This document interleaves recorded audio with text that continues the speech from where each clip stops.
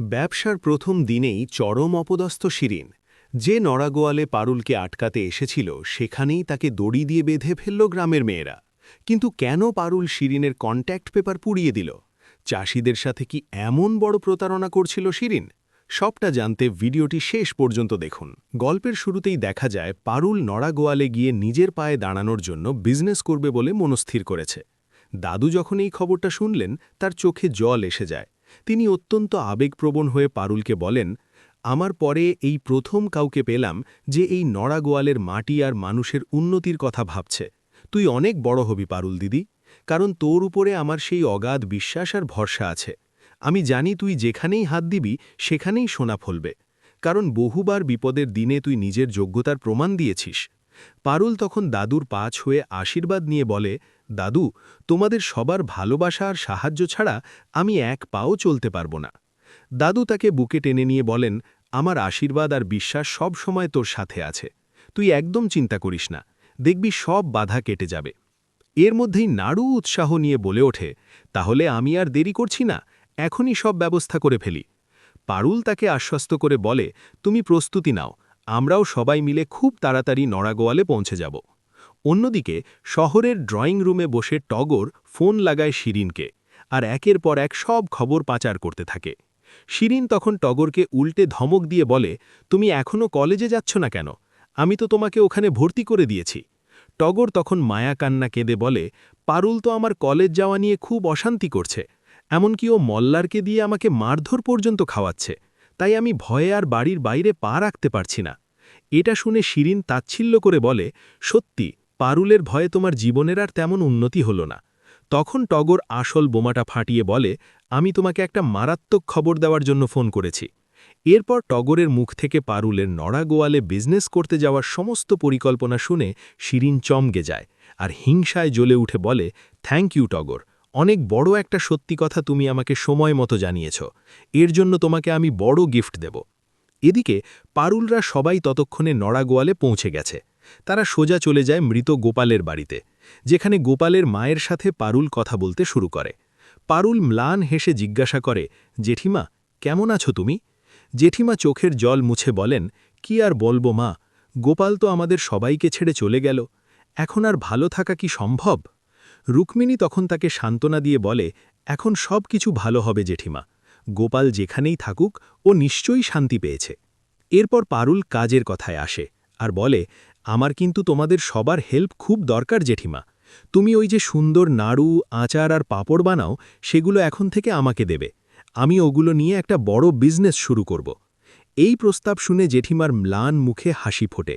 তিনি বলেন, তুই হলি গোপালের সবথেকে প্রিয় বোন, তুই নড়াগোয়ালের জন্য কিছু করতে চাইছিস আর আমি তোকে সাহায্য করব না, সেটা কি কখনো হয়? তুই যেমন যেমন বলবি আমি ঠিক তেমন তেমনই করে দেব, তুই কিচ্ছু চিন্তা করিস না। রুক্মিণী তখন পাশের লোকেদের বুঝিয়ে বলে, পারুল একটা নতুন কোম্পানি খুলছে, যেখানে গ্রাম থেকে যা যা খাঁটি জিনিস পাওয়া যায় সবটাই শহরে পাঠিয়ে বিজনেস করা হবে। শুনে সবাই খুব খুশি হয়।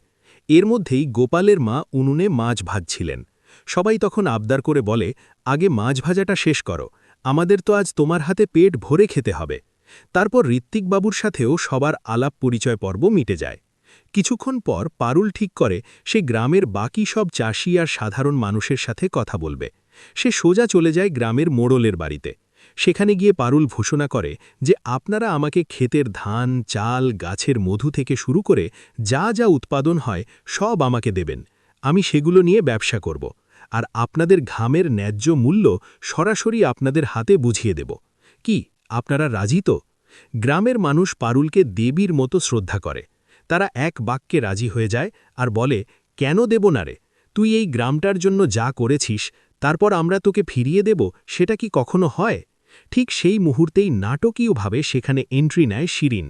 সে উদ্ধতভাবে চিৎকার করে বলে, ওরা যদি তোকে একটা জিনিসও দেয় তবে আমি গ্যারেন্টি দিচ্ছি ওরা সবাই সরাসরি জেলে যাবে।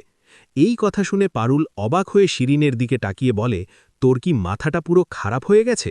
আর তুই নড়াগোয়ালেই বা আবার কোন মুখে এলি? মনে নেই আগেরবার এসে কি হাল হয়েছিল? গোবরের মধ্যে পড়ে গিয়ে ভূত সেজেছিলি, মনে পড়ছে? শিরিন রেগে গিয়ে বলে, ওসব পুরনো কথা ছাড়, কাজের কথা বল। পারুল পাল্টা জবাব দেয়, তোর সাথে আমার আবার কিসের কাজের কথা রে? তুই এখান থেকে চলে যা। শিরিন তখন একটা শয়তানি হাসি দিয়ে বলে, এত সহজে আমি যাব না, কারণ আমার সাথে এদের সবার লিগ্যাল কন্ট্যাক্ট হয়ে গেছে। এরা আমাকে কাঁচামাল দিতে বাধ্য, কারণ কন্ট্যাক্ট পেপারে এরা আগেই সই করে দিয়েছে, আর আমি এদেরকে টাকা দেব। পারুল স্তম্ভিত হয়ে গ্রামবাসীদের দিকে তাকিয়ে বলে, কাকা, তোমরা ওর কথায় রাজি হয়ে সই করলে? তখন মোড়ল কাঁচুমাচু হয়ে বলে, মা, আমি তো জানতাম তুই আর উনি একই কোম্পানিতে কাজ করিস, তাই তো বিশ্বাসের খাতিরে সইটা করেছিলাম, বুঝতে পারিনি এরকম কিছু হবে। পারুল তখন শিরিনকে বলে, তুই এদের মিথ্যে বলে ঠকিয়েছিস, তোর ওই কাগজটা আমায় দেখাতো। এরপর শিরিনের হাত থেকে জোর করে পেপারটা নিয়ে পারুল পড়তে শুরু করে, আর তার চোখ কপালে ওঠে। সেখানে লেখা ছিল, প্রথমে লাভের সামান্য ভাগ চাষিদের দিলেও পরে সেই লাভের ৮০% চলে যাবে শিরিনের পিওর লাইফ কোম্পানির পকেটে, আর চাষিরা পাবে মাত্র ২০%। এটা শুনে সবাই রেগে আগুন হয়ে যায়। পারুল চিৎকার করে বলে, তুই চাষিদের এভাবে ঠকানোর প্ল্যান করেছিস? শিরিন, জানিস তোর আমি কি অবস্থা করতে পারি? পারুল তখন গ্রামের সবার উদ্দেশ্যে বলে, শোনো, পিওর লাইফ অনেক বড় কোম্পানি, ওরা শুরুতে হয়তো অনেক টাকার লোভ দেখাবে, যা আমি এখন পারবো না, কিন্তু এটুকু কথা দিচ্ছি, আমাদের লাভ যত বাড়বে সেই লাভের অংশ তোমাদের কপালে সমভাবে জুটবে।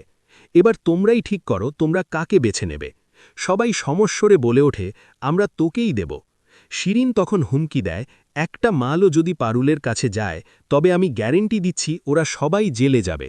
কিন্তু মোড়লরা ভয় না পেয়ে বলে, আমরা তোমার থেকে নেওয়া অগ্রিম টাকা এখনই ফিরিয়ে দিচ্ছি, কিন্তু বেইমান কোম্পানিকে আমরা মাল দেব না। শিরিন তখন গ্রামবাসীদের সাথে ঝগড়া আর অশান্তি শুরু করে দিলে পারুল শেষবারের মতো ওয়ার্নিং দেয় আর গ্রামের মেয়েদের ইশারা করে। গ্রামের সাহসী মেয়েরা তখন ঝাঁপিয়ে পড়ে শিরিনকে দড়ি দিয়ে আষ্টপিষ্টে বেঁধে ফেলে। সাথে তার উকিল আর ড্রাইভারকেও বন্দি করা হয়। শিরিন চিৎকার করে বলে, পারুল, তুই কিন্তু বাড়াবাড়ি করছিস, আমি তোকে কিছুতেই নতুন কোম্পানি খুলতে দেব না। পারুল তখন সেই জাল কন্ট্যাক্ট পেপারটা সবার সামনে জ্বালিয়ে ছাই করে দিয়ে বলে, আমিও দেখতে চাই তুই আর কি করতে পারিস। আজ থেকে তোদের আর কোনো দাবি এদের উপর থাকল না। নড়াগোয়ালের মানুষ কাকে মাল দেবে সেটা সম্পূর্ণ তাদের নিজস্ব ব্যাপার। শিরিনকে জব্দ করে পারুল সবার সাথে নতুন করে চুক্তি সই করে আর ভিলেজ লাইফ কোম্পানির কাজ শুভ উদ্বোধন করে। পাশে দাঁড়িয়ে থাকা রায়ান গর্বের সাথে বলে, শুরু করে দে পারুল, আজ থেকে সব কিছু তোর হতে চলেছে, তুই একাই একটা বড় সাম্রাজ্য তৈরি করতে চলেছিস, ভাবতেই অবাক লাগছে। পারুল তখন সবার দিকে তাকিয়ে বলে, একা নয় রায়ান, তোরা সবাই আছিস বলেই আজ এই অসাধ্য সাধন সম্ভব হল। তোদের জন্যই আজ নড়াগোয়াল নতুন দিনের আলো দেখছে। আপনার কি মনে হয় পারুল ঠিক করেছে শিরিনকে এভাবে জব্দ করে, নাকি শিরিন আরও বড় কোনো বিপদ নিয়ে ফিরবে? কমেন্টে জানান।